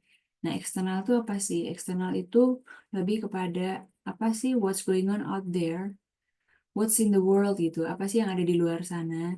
Kalau teman-teman yang sudah bekerja mungkin kayak ngerasa, oh iya ya, ternyata ketika aku bekerja, aku melihat bahwa dunia itu tidak seindah itu gitu ya, pastinya. Gitu kan. Tapi memang ya itulah realita gitu. Jadi em, kita akan terbentur pada realita di mana mungkin perempuan misalkan harus mungkin bisa perlu lebih speak out atau satu dan lain hal, atau mungkin ada hal-hal lain bahwa ternyata dari semua yang kita pelajari nggak semuanya itu kita aplikasikan. Dan eksternal di sini juga aku melihat pentingnya untuk kita membaca market yang ada di luar sana. Sekarang ini dunia sedang membutuhkan apa? Sekarang apa yang sedang dicari? Most wanted skills itu apa gitu kan? Kadang kalau di TikTok sama Instagram kan suka muncul-muncul itu ya. Nah ini mungkin bagus juga gitu dengan ada sosial media kita banyak terbantu. Kira-kira apa saja sih hal-hal skill yang kita perlukan gitu. Jadi kita sudah sangat terbantu. Tetapi memang sangat penting untuk kita berpikir kritis untuk mensortir mana yang tepat buat kita dan mana yang relevan. Karena mungkin konteks tiap orang berbeda-beda karena posisi kita pasti tentunya berbeda. Nah, jadi mengerti bagaimana market di luar sana mungkin dengan cara kalau kita explore ke LinkedIn, eh, perusahaan ini kualifikasi yang dibutuhkan apa saja sih kita daftarkan list-list dari skill set yang mereka perlukan. Kemudian, of course, academic requirements-nya apa. Kemudian, hal-hal lain yang mungkin akan memberikan kita unique selling point, itu yang akan tentunya sangat bermanfaat gitu ya. Karena kita jadi tahu, oh, perusahaan ini membutuhkan ini. Kalau aku nggak punya added value di sini, untuk apa mereka meng-hire aku gitu kan? Istilahnya, kita berbicara dari posisi sebuah perusahaan yang ingin mencari profit. Pastinya dia akan melihat apa nih added value kita untuk bisa berkontribusi di sana gitu. Mungkin ke slide selanjutnya. Nah, kemudian ada juga skills dan experience tadi yang mungkin aku share. Jadi, kalau boleh share sedikit, dulu aku itu bekerja di perusahaan Belanda, namanya Deltares. Ini adalah sebuah perusahaan riset internasional yang banyak dipakai di dunia juga, dalam khususnya bidang keairan. Karena memang Belanda itu kan dia di bawah air ya. Jadi, kalau istilahnya kalau di bidang air ya dia salah satu yang paling jago lah gitu. Orang dia bisa hidup di bawah air gitu kan. Jadi di muka air lautnya itu kan lebih tinggi daripada muka daratannya dia gitu. Jadi itu satu hal yang simpel yang menurut aku ya aku kalau mau belajar air ya di sana gitu karena dia adalah salah satu tempat yang paling bagus gitu untuk bidang keairan. Dan mungkin juga buat teman-teman, jika kalian misalkan ingin belajar sesuatu yang kalian merasa itu yang kalian ingin kejar, ya mungkin explore ke tempat-tempat terbaik yang memang top notch, yang memang bagus di situ. Seperti tadi Mbak Arsvita gitu, bagus sekali di SpaceX gitu kan. Aku kayak ngebayang, wah canggih banget gitu kayak apa ya SpaceX gitu.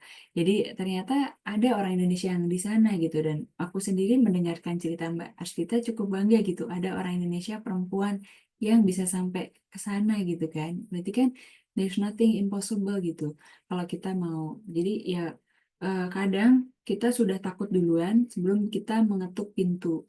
Padahal peluang itu mungkin ada tapi belum pernah dibuka karena kitanya sudah apa istilahnya dulu itu yang aku rasakan dulu aku banyak merasa kayak kecil gitu jadi mengerucut apa ya kayak gitulah jadi kita sebelum keluar itu kita sudah takut sendiri dalam kepompong kita karena mungkin itu zona nyaman ya tapi ternyata di balik itu sebetulnya nggak sesusah itu kok atau mungkin mungkin susah tapi sebetulnya bisa kok gitu jadi mental mental block itu mungkin yang kadang jadi hambatan yang mungkin kita itu latihan mungkin ya, karena itu masalah keberanian yang mungkin bisa kita asah seiring berjalannya waktu gitu.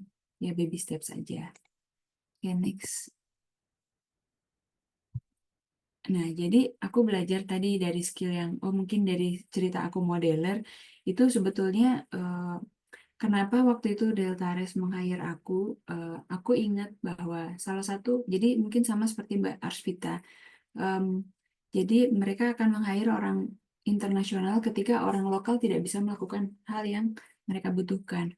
Nah, waktu itu di Belanda, di Deltares, aku ingat pada saat mereka hiring, mereka butuh orang yang bisa berbagai macam software, berbagai macam model.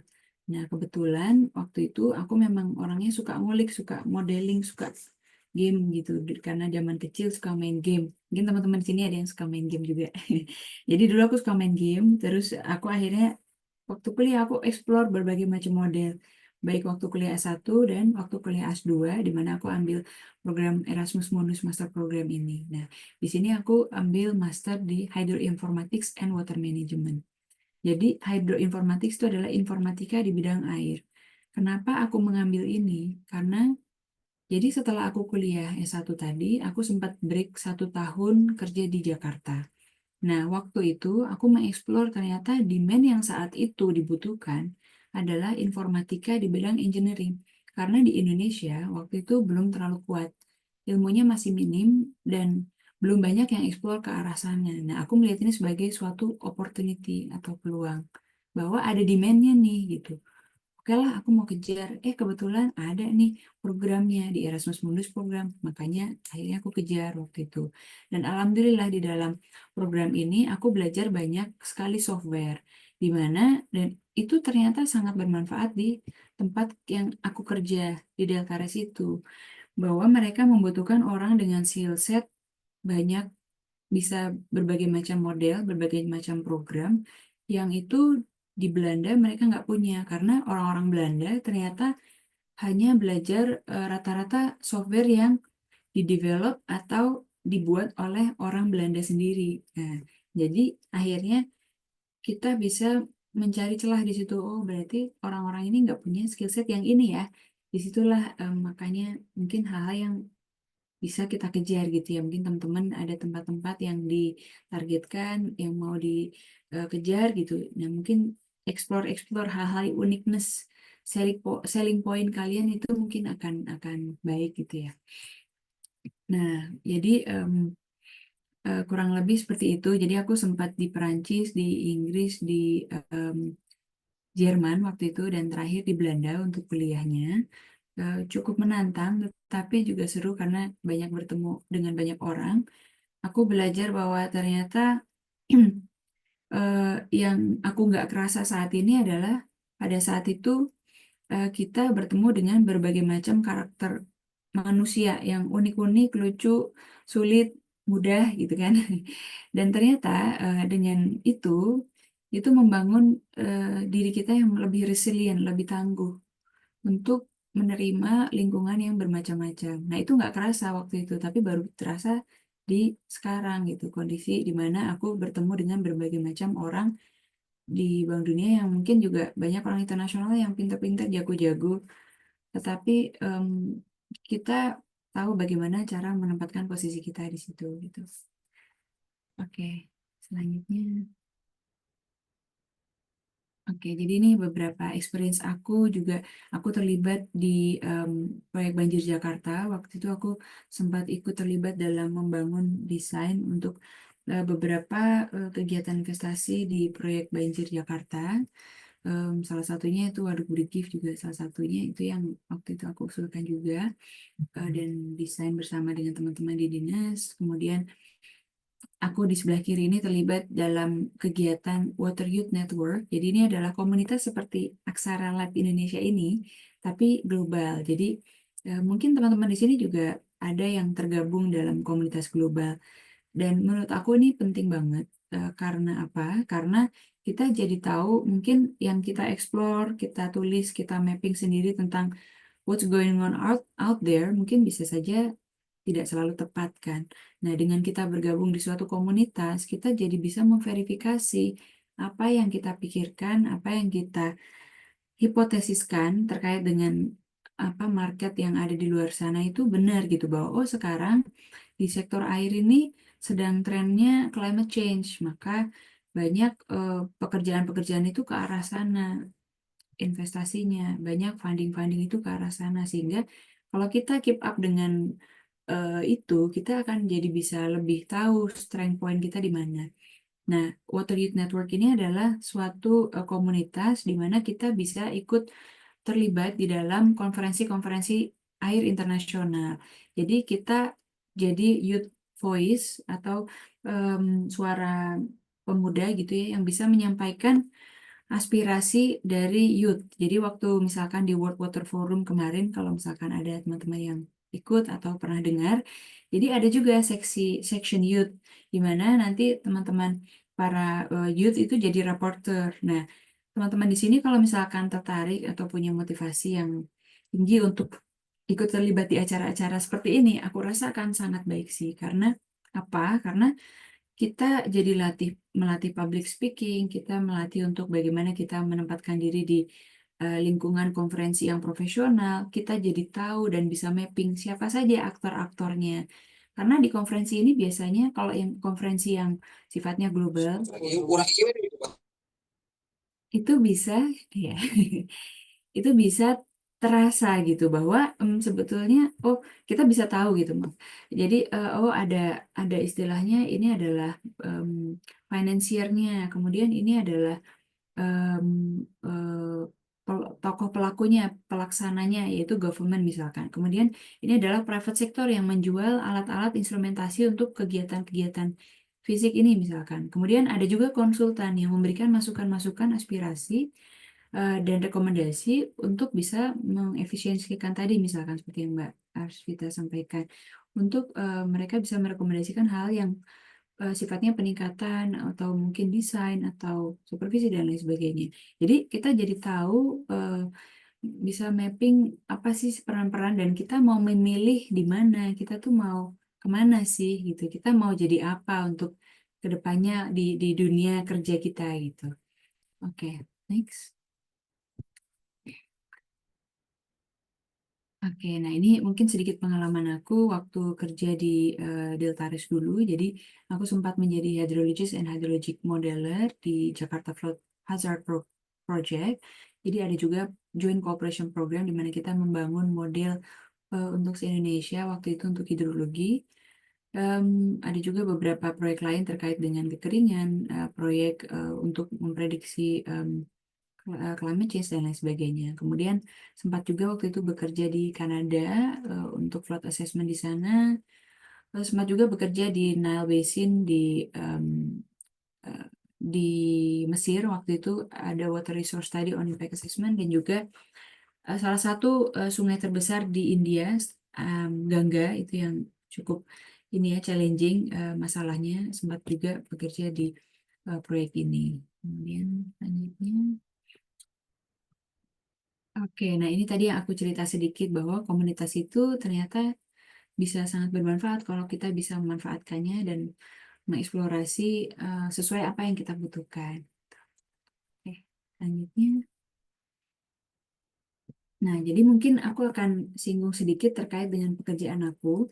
Mungkin sedikit teknis di sini. Jadi aku yang menceritakan bahwa aku saat ini di Bank Dunia. Jadi institusi ini memiliki visi yaitu untuk mengakhiri poverty atau mengurangi poverty dan meningkatkan kesejahteraan for a livable planet. Jadi inklusif untuk semuanya, untuk women terutama dan juga young people. Juga kita consider sangat penting terkait dengan resilient to shocks. Jadi terkait dengan climate change, biodiversity crisis, pandemic, fragility, dan juga fokus kepada sustainability terkait dengan job creation, growth, human development, and so on. Oke, kemudian, nah selanjutnya ini aku akan cerita sedikit teknis terkait dengan kegiatan aku di Women Empowerment. Jadi ada suatu kegiatan di dalam proyek yang saat ini sedang aku jalankan. Aku saat ini posisinya sebagai wakil tim leader di proyek tersebut. Nah, namanya kegiatannya Pertanian Cerdas Iklim. Ini adalah salah satu komponen soft activities dari kegiatan besar proyek ini. Jadi ada kegiatan rehabilitasi irigasi yang sudah dilakukan dalam proyek infrastruktur ini, yang kemudian dilanjutkan dengan kegiatan yang sifatnya soft components. Apa sih kegiatannya? Nah, ini kegiatan-kegiatan yang lebih kepada arahnya capacity building, strengthening, mengedukasi, mengajarkan bagaimana praktis yang lebih sustainable. Nah, jadi di sini ada 3 layers of training yang kita lakukan dari tingkat pusat sampai ke daerah sampai ke grassroots training of masters, trainers, dan juga ke farmers sampai ke tingkat petani. Dan di petani itu kita memobilisasi fasilitator hingga ke lebih dari 4.000 petani. Kemudian ada juga peningkatan Agriculture Extension Center. Apa itu? Balai Penyuluh Pertanian. Jadi balai-balai ini yang mengajarkan kepada petani bagaimana kita bisa melakukan pertanian cerdas iklim. Kemudian mereka juga diajarkan bagaimana mengukur emisi gas rumah kaca. Nah, ini yang kedua ini adalah CSA Teknologi Application, aplikasi pertanian cerdas iklimnya. Jadi apa saja sih? Jadi beberapa key aspek yang mungkin aku nggak mau sebut terlalu teknis karena sifatnya umum ya kita di sini. Jadi ada beberapa key activities yang kita lakukan di sana. Misalkan water saving teknologi. Jadi inilah upaya untuk penghematan air karena padi itu sebetulnya bukan tanaman air. Jadi sebenarnya dia tidak perlu digedani secara berlebihan, tapi cukup saja sudah cukup sehingga daerah hilir itu bisa teraliri juga gitu. Selain itu juga ada bibit unggul yang lebih tahan terhadap kekeringan. Kemudian bagaimana kita bisa mengolah pupuk kompos dari mungkin livestock atau ternak gitu ya, hewan ternak. Kemudian kita bisa menerapkan beberapa teknologi lain seperti biopest control dan lain-lain sebagainya. Mungkin ini agak detail. Nah, yang terakhir ini terkait dengan agriculture product and market linkage development ini yang kaitannya dengan women empowerment. Jadi kita sudah bertani nih ceritanya petani-petani. Kemudian setelahnya apa kan gitu. Hasilnya untuk dijual. Nah, gimana caranya supaya produk ini bisa lebih punya daya jual, daya jual yang lebih kuat gitu. Nah, caranya kita mencoba untuk masuk di situ untuk bisa menguatkan para petani untuk mengunggulkan produknya. Bagaimana caranya? Dengan repackaging, mengajarkan mereka bagaimana untuk melakukan packaging yang baik, melakukan media information support, belajar untuk menggunakan media untuk mempromosikan agriculture produknya. Kemudian bagaimana melihat mungkin supply chain tadi tapi dari sisi agriculture gitu ya pertanian. Jadi market ini kita mau jual kemana saja gitu, lokal ataukah mau ke kabupaten ini saja, desa, kabupaten dan kemana gitu. Jadi ini yang kita coba terapkan di dalam market linkage development dan juga operational assistance. Jadi belajar bagaimana sih bisnis proses yang lebih berkelanjutan, efisien, efektif dan lebih murah gitu. Kemudian berikutnya, maaf ya kalau misalkan agak lama waktunya, Mbak Leli. Iya. Jadi, nah ini singkat aja yang terakhir. Jadi ini adalah pelaksanaan CSA. Ini beberapa sedikit snapshot acaranya. Jadi sini ada woman farmers gitu. Mereka bersama-sama untuk membuat processing dari misalkan keripik pisang gitu. Pisang diolah menjadi keripik. Nah mereka gotong royong sebetulnya. Jadi banyak kegiatan ini sebetulnya sudah ada di sana, di desa, di lapangan. Tetapi mungkin belum secara efektif dan efisien. Nah, kemudian difasilitasilah untuk bagaimana kita melakukan penganggaran yang lebih baik, memiliki tempat yang fasilitasinya lebih cukup memadai, diberikan instrumen-instrumen alat yang dapat melakukan processing packaging yang lebih baik gitu. Jadi dan juga mungkin supaya lebih awet, lebih tahan lama, seperti apa sih cara-caranya gitu. Nah, kalau yang tengah ini optimum spacing. Jadi kalau misalkan kita menerapkan spacing yang optimum, kita akan bisa menghasilkan produk-produk panen padi yang lebih banyak jumlahnya. Oke. Kemudian selanjutnya, nah jadi mungkin singkat dari apa yang coba saya rangkum terkait dengan women empowerment-nya.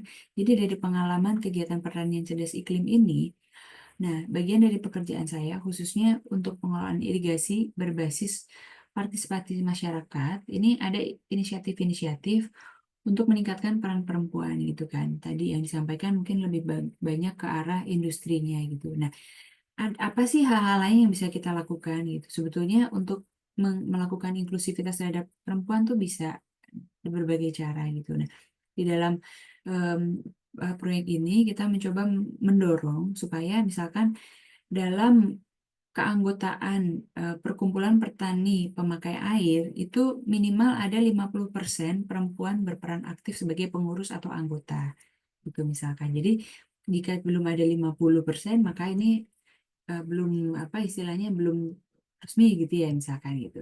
Nah, yang kedua menyusun kurikulum pelatihan berbasis gender itu misalkan bisa mengedepankan kalau untuk aspek perempuan nih apa saja sih kegiatan-kegiatan yang bisa lebih dioptimalkan. Jadi ada peran-peran perempuan yang kita identifikasi di situ supaya lebih inklusif dan bisa memperhatikan kebutuhan perempuan. Nah, ketiga, mengembangkan materi pelatihan khusus mengenai bagaimana meningkatkan keterlibatan perempuan dalam pengelolaan irigasi secara partisipatif. Kemudian kita juga misalkan menargetkan minimal 30% keterlibatan perempuan dalam proses pengambilan keputusan dan penyusunan rencana kerja. Jadi kalau misalkan perempuan belum secara konsensus belum mencapai 30%, rapatnya belum bisa dimulai misalkan gitu. Nah, jadi itu untuk memastikan inklusivitas dari perempuan dan memastikan bahwa perempuan dilibatkan dalam pemilihan pengurus. Jadi tidak menjadi peserta pasif tetapi juga aktif. Dan yang terakhir, sosialisasi dan pemberdayaan untuk mendukung partisipasi aktif perempuan dalam komunitas air gitu.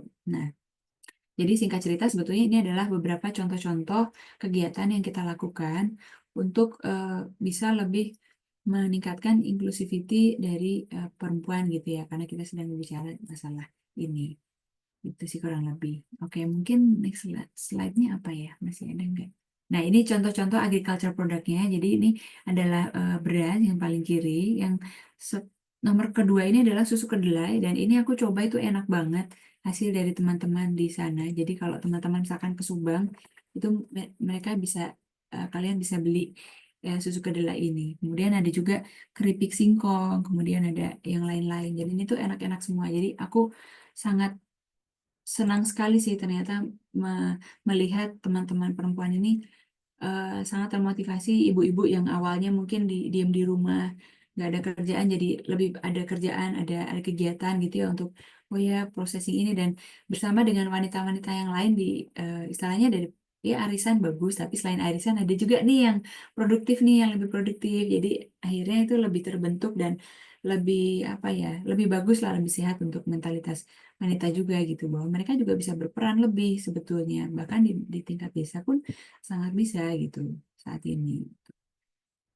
Nah, mungkin satu hal terakhir kali ya. Jadi dulu aku pernah berpikir bahwa apakah dunia teknik itu hanya dunia laki-laki gitu kan? Karena waktu kuliah aja presentasi perempuan waktu itu kita 20 orang, tapi sebelum itu malah lebih sedikit lagi dibandingkan 100 orang yang lain gitu. Tapi ternyata enggak gitu. Jadi aku melihat kayak banyak, makin ke sini sudah banyak perempuan hebat di bidang apapun bidangnya, dan aku rasa kita butuh lebih banyak perwakilan perempuan, perempuan-perempuan yang mungkin berani bersuara, ya, berani memberi gagasan, memberikan mungkin berani untuk modeling atau remote sensing, hal-hal yang mungkin banyak dikerjakan oleh teman-teman yang, aduh saat ini masih banyaknya laki-laki nih. Nah, di situ mungkin sebenarnya peran perempuan juga akan bagus juga, karena aku melihat ya apa perempuan itu detail, banyak pertimbangan, aspek-aspek sosialnya juga bisa masuk gitu. Jadi adalah banyak keunggulan, dan aku rasa laki-laki dan perempuan dua-duanya memiliki peran masing-masing, memiliki strength point masing-masing, dan semuanya bisa berperan baik di dunia engineering saat ini sih untuk terus berprogres maju gitu. Itu kurang lebih Mbak Laili ya. Maaf ya kalau misalkan ternyata agak lama waktunya.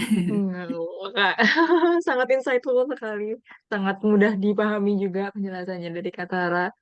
Eh, udah cukup atau ada yang mau disampaikan lagi nih Kak? Em, Cukup ya, mungkin nanti lebih diskusi kali ya.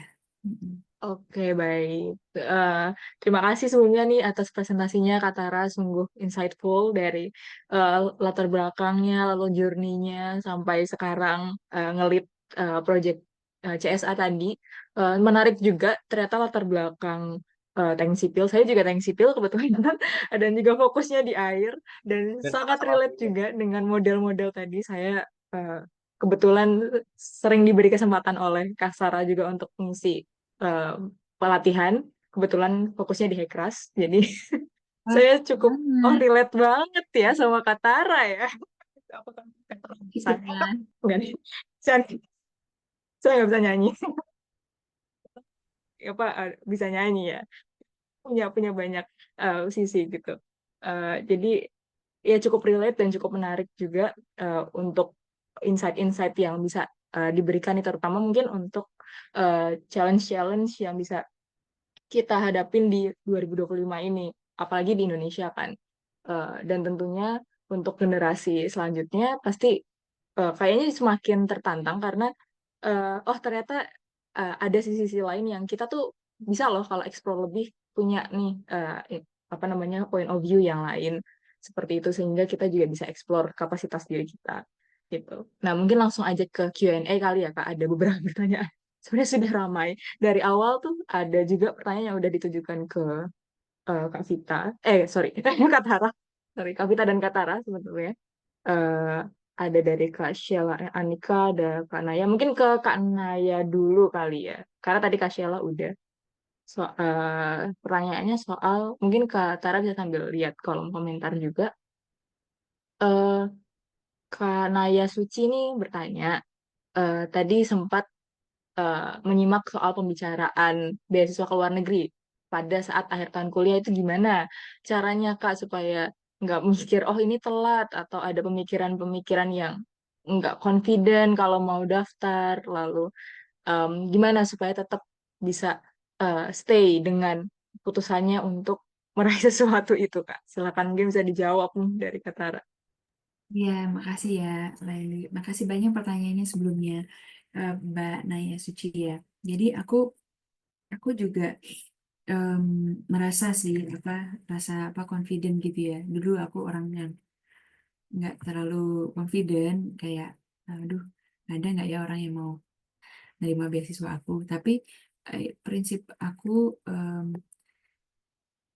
ini ada satu hal yang penting juga, yaitu if you fail to prepare,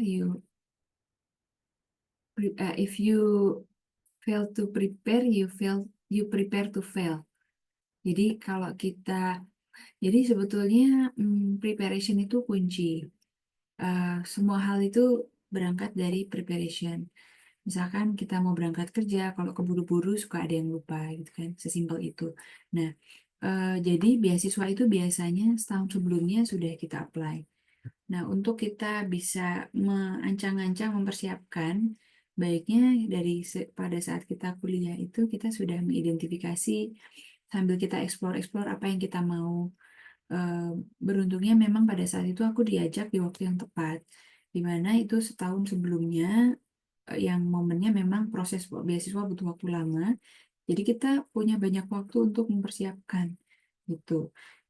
Alangkah baiknya sebelum itu kita explore-explore dulu, survei, melakukan riset kita sendiri terhadap apa yang mau kita cari beasiswanya, dan ikut di acara-acara. Sekarang kan banyak beasiswa scholarship fair gitu ya.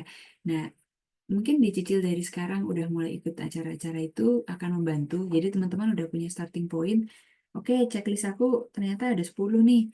Aku baru 2. Nah, berarti yang sisanya kita harus pelan-pelan ngejarnya.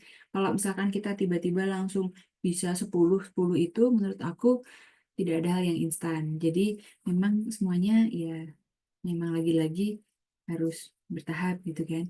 Jadi kalau misalkan kita bisa prepare ahead of time itu akan lebih baik. Jadi supaya kita nggak ngerasa telat banget ya, let's try to start in advance. Orang-orang yang katanya sih orang-orang yang sukses itu orang yang bangunnya lebih pagi. Aku nggak tahu sih, aku sih bangunnya nggak selalu pagi, cuman berusaha aja. Tapi kalau misalkan orang bisa start lebih awal, ibaratnya saat ada aplikasi yang masuk 100, kita di waiting list nomor 1, ada orang di waiting list nomor 5. Padahal kualifikasi kita lebih bagus daripada orang yang di waiting list 1. Tapi karena waiting list 1 duluan, dia yang dapat. Nah, itu kan sayang kan sebetulnya. Jadi, prepare ahead itu menurut aku sangat penting. Gitu sih kira-kira, Mbak Leni. Baik, begitu Kak Naya Suci, apakah menjawab? Semoga menjawab ya. Tadi cukup clear sekali. Ya, oke. Mantap. Oke, untuk next question dari Kak Sheila yang tadi juga tanya ke Kak Vita. Um, Salam kenal Kak, saya lulusan baru dan ini kebetulan sama. Nah, oke, berarti kita sama semua. Mayoritas sama nih soal air dan civil engineer. Em, oke, eh, saya penasaran gimana cara Kak Tara untuk memunculkan sense of engineer waktu awal terjun di dunia kerja.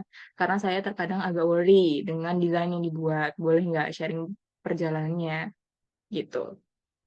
Oh iya, iya. Menarik Eh, banget. Kak. Pertanyaannya teknis ya.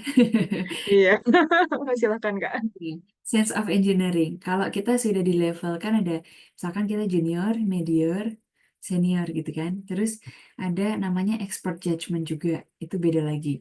Nah, aku belajar pada saat aku junior, aku ngulik terus. Jadi satu hal yang aku rasain, aku akan terus-menerus salah sampai akhirnya aku mendekati ke kebenaran, dan kebenaran itu hanya milik Tuhan kan sebetulnya.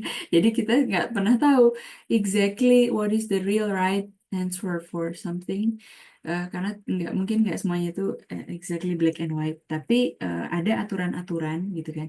Ada aturan-aturan yang sudah ada terdahulu sebelum kita. Jadi penting untuk kita memahami dulu literatur yang kita punya. Apakah kita sudah memiliki landasan yang kuat terhadap ilmu yang sedang kita pelajari, lakukan, desain yang sudah ada. Misalkan irigasi, irigasi ada KP, tapi selain KP juga ada, saat ini ada international knowledge lain yang sebetulnya kita sudah bisa banyak dapat dari, katakanlah, Coursera, atau aku sebut merek ya, misalkan Udemy, atau ini apa, training-training lain yang itu gratis tuh banyak banget sekarang kan. Nah, menurut aku bagus untuk kita explore lebih banyak, tidak hanya ilmu lokal tapi ilmu internasional. Dulu pada saat aku kuliah di UGM, aku belajar Fortran. Fortran itu kan jadul banget sebetulnya, ya. Kalau kita pikir-pikir, orang-orang udah berbicara C++, C Sharp, mungkin bahkan kalau di spasial Google Earth Engine gitu ya yang lagi tren sekarang. Kalau kita masih stay di yang sekarang, apa, yang Fortran, ya pasti kita akan tertinggal gitu. Jadi memang keep up to date with the information, with the latest technology, berguru sama senior, karena senior mereka akan memiliki expert judgment yang lebih kuat gitu karena ada pengalaman di dalamnya. Ada beberapa rule of thumb yang mungkin kita perlu catat, ingat, dan pelajari di aspek-aspek tertentu di bidang engineering. Itu misalkan yang apa, yang bisa kita ingat-ingat gitu. Em, dan validasi itu penting. Jadi aku sebagai seorang modeler dulu, aku yakin bahwa model itu hanyalah suatu representasi dari dunia yang kita coba modelkan ini kan. Nah, dunia ini apa? Dunia bisa sistem air, bisa pemodelan banjir dan lain sebagainya. Kalau misalkan kita tidak melakukan validasi, ya model itu, kalau bahasanya modeler itu terkenalnya rubbish in, rubbish out. Apa yang masuk, apa yang keluar, sama-sama ini gitu ya. Nah, eh, aku belajar dari perspektif ketika aku menjadi konsultan, researcher, dan ketika aku menjadi evaluator yang mereview pekerjaan itu. Dan ternyata eh, ketika memang data itu minim, yang diandalkan adalah expert judgment bahwa ini itu tepat atau tidak. Jadi ada sense of engineering yang perlu kita lakukan dengan datang ke lapangan untuk melihat bahwa sebetulnya kondisi yang terjadi itu capture masalahnya itu seperti apa sih. Interview, discussion dengan orang-orang yang berada di lapangan, ngecek langsung. Kemudian kita cross-check dengan desain yang kita punya, kita miliki, apakah memang ada banyak uncertainties di situ. Dari certain level of uncertainties pasti yang akan muncul ketika kita melakukan suatu proxy terhadap desain, model, dan lain sebagainya. Nah, disitulah kita mencoba memanage ekspektasi orang yang menjadi klien kita. Bahwa kita akan disclaimer nih, oke, kita memiliki data-data ini yang kita tampung. Seperti aku saat ini sedang memiliki studi remote sensing untuk kualitas air. Nah, itu menggunakan data spasial juga, Google Earth Engine, dan lain sebagainya. Itu kita, wah, kalau misalkan bicara datanya minim sekali. Apalagi data kualitas air itu sangat sedikit, sporadis, secara time base mungkin relatif sangat minim. Tapi apa sih yang bisa kita cari ya? Kita cari data minim semaksimal mungkin dari minimum data yang kita punya ini gitu. Bahwa di lokalisasi tertentu kita punya datanya, kita coba tandem sama si misalkan remote sensing ini kalau di case aku, studi aku.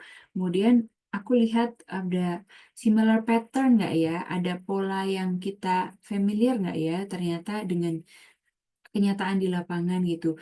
Jadi sense of engineering yang menurut aku ternyata aku rasakan penting untuk bagaimana kita bisa belajar mengenai rule of thumb yang perlu kita tahu di bidang kita.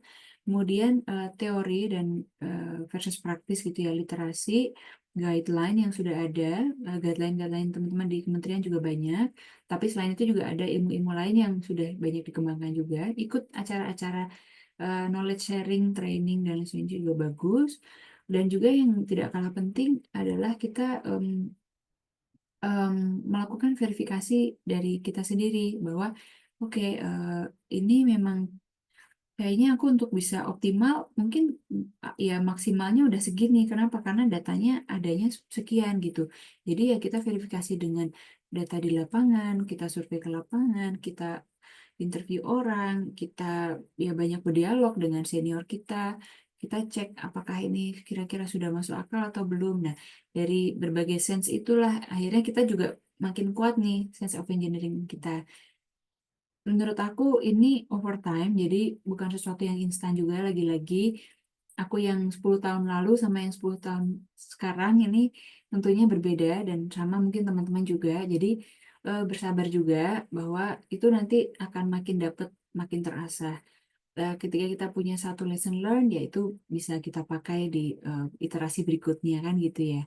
Jadi ya aku rasa teman-teman juga, kalau teman-teman sudah punya pola pikir engineering gitu ya, teknik itu pasti kan punya intuisi-intuisi untuk kayaknya ini agak off deh kan, atau ini kayaknya bener nih gitu, atau misalkan oh datanya terlalu eh, pencilannya terlalu besar, no outlier-nya gitu, kok aneh gitu. Jadi punya sense terhadap keanehan-keanehan. Kalau itu tidak masuk akal, nah itu disitulah kita coba menelisik lebih jauh lagi kali ya mungkin Mbak Naili.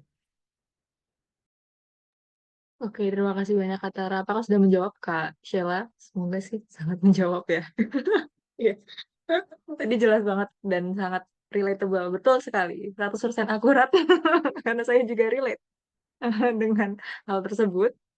Betul, perlu jam terbang juga, perlu kesabaran, perlu waktu, dan juga emang perlu sering-sering melihat real case sebenarnya.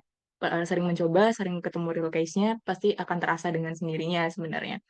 Jadi pertanyaan tadi cukup menjawab, cukup cukup clear ya.